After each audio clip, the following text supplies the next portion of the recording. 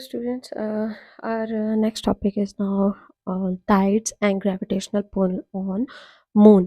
ठीक है. अब ये चीज़ें दो चीज़ें हैं तो हमारा एक छोटा सा टॉपिक है, but it's yet very important and interesting topic. इसको समझना बहुत ज़्यादा ज़रूरी है. ठीक है. अब ये टाइड्स क्या होती हैं? टाइड्स जो हैं दे आर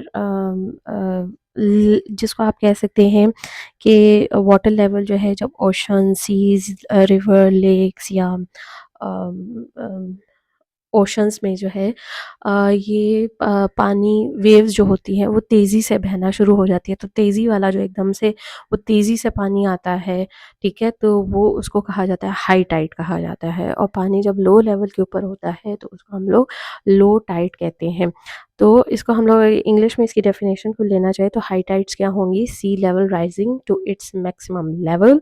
और लो टाइड क्या होता है? Water level falls below to its lowest point. So these are called high tides and low tides. ये आप लोगों ने ऑफन अगर आप लोगों ने सीज बीचेस वगैरह को आप लोगों ने कभी ट्रैवल किया है, वहाँ पे गए हैं, तो you might have seen these things कि एकदम से जो है पानी का बहाव बहुत ज़्यादा तेज़ी से आता है. तो ये हाई टाइड्स और लो टाइड्स होते कैसे हैं? These are because of the gravitational pull on moon. Moon का जो ग्रेविटेशनल क्योंकि मून हमारी अर्थ के इर्द-गिर्द क्या कर रहा है? रोटेट कर रहा है. तो उसकी जो ग्रेविटेशनल फ़ोर्स है वो अर्थ के ऊपर भी जो हमारी चीज़ें हैं उसको क्या कर रही है?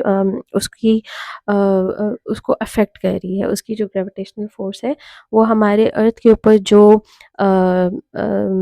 चीज़ें हैं, ओशंस हो गए, लैंड्स हो गए, स्ट्रक्चर्स हो गए, लोग भी इवन हो गए, तो उसको क्या कर रहा है? अट्रैक्ट कर रहा है. ये जो ग्रेविटेशनल अट्रैक्शन है मून की, इसका इसका जो है मेजर इम्पैक्ट है ओशन वाटर के ऊपर. ठीक है.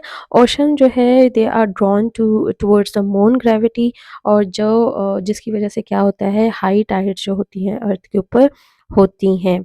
अब जो साइड अर्थ की क्लोजेस्ट होती है मून से वहाँ पे जो होती हैं हाई टाइड्स होती हैं. और जो अम जगह जो है वो मून से थोड़ा-सा फ़ासले पे है, फ़ार अवे है, तो उसपे क्या होते हैं? लो टाइड्स होते हैं. इसलिए कभी-कभी जो है हाई टाइड्स होती हैं, कभी लो टाइड्स होती हैं. That just because of the side side of the earth facing the moon. जोन-सी साइड अर्थ की मून से क्लोज़ेस्ट होगी, उसके ऊपर हाई टाइड्स होंगे. अब जैसे कि अगर आप लोग ये डायग्राम देखें तो डायग्राम में मैंने ग्रीन से मेंशन किया हुआ है कि कौन-सी साइड के ऊपर हाई टाइड्स होंगी और कौन-सी साइड के ऊपर लो टाइड्स होगी. जो लेफ्ट और राइट साइड है they are getting attracted towards the gravitational pull of the moon. So it's they are having high tides. जब वहाँ पे जो ओशन सीज वगैरह होंगे वहाँ पे क्या हो रही होंगी उस टाइम पे? हाई टाइड्स हो रही होंगी. ठीक है. और ऊपर और नीचे अगर आप लोग देख लें तो वो थोड़ा मून से दूर हैं. तो दैट्स व्हाई नॉर्थ और साउथ में क्या होंगी उस टाइम पे?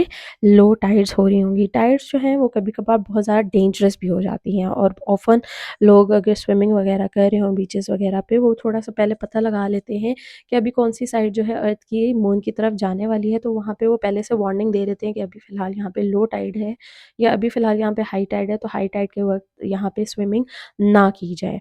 ठीक है. क्योंकि कभी-कभार ऐसे होता है कि बीचेस पे जो लोग हैं हाई टाइड्स में फँस जाते हैं और वाटर जो है उनको बहा के कहीं से कहीं ले जाता है.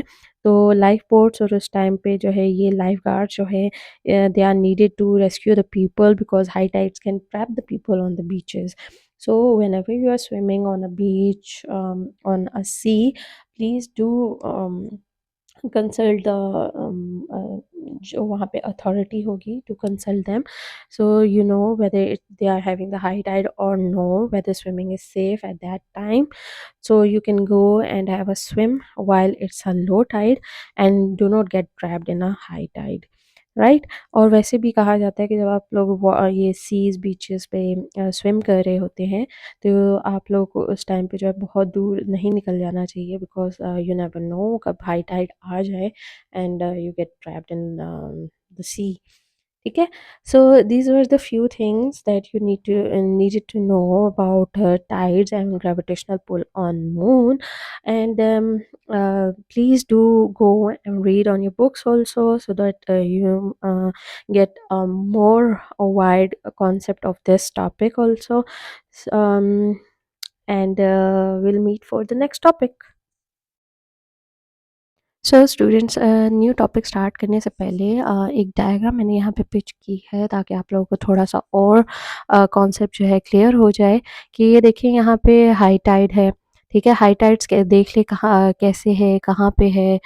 लो टाइड जो है नॉर्थ पोल पे है और हाई टाइड जो है वो वेस्ट और लेफ्ट साइड पे है। So these things are very important. ये आप लोगों को अच्छे से पता होना चाहिए कि लो और हाई टाइड्स जो है वो कब हो रही हैं। अब आप लोग देखिए डायग्राम में जैसे आपको नज़र आ रहा है कि जो साइड जो है वो मून की जो अर्थ की तरफ है, वहाँ पे क्या है हाई टाइड्स हैं।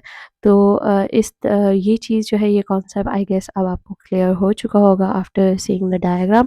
और ये डायग्राम अच्छे से बेटा आप लोगों ने प्रैक्टिस भी करनी है ताकि आप लोगों के एग्ज़ाम में ये चीज़ें आपको हेल्प आउट कर सके।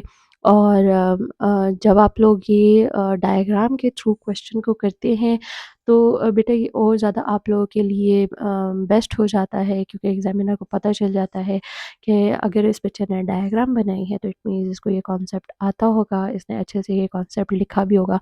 तो diagram does the 70% of your work in the exam. So ये चीज़ जो है आप अच्छे से प्रैक्टिस कीजिएगा। ये डायग्राम मैंने इसीलिए यहाँ पे लगा दी है ताकि आप लोगों को अच्छे से और ये कॉन्सेप्ट जो है वो क्लियर हो जाए। So now please go and read this topic in your books and we'll meet in the next video. Allah Hafiz.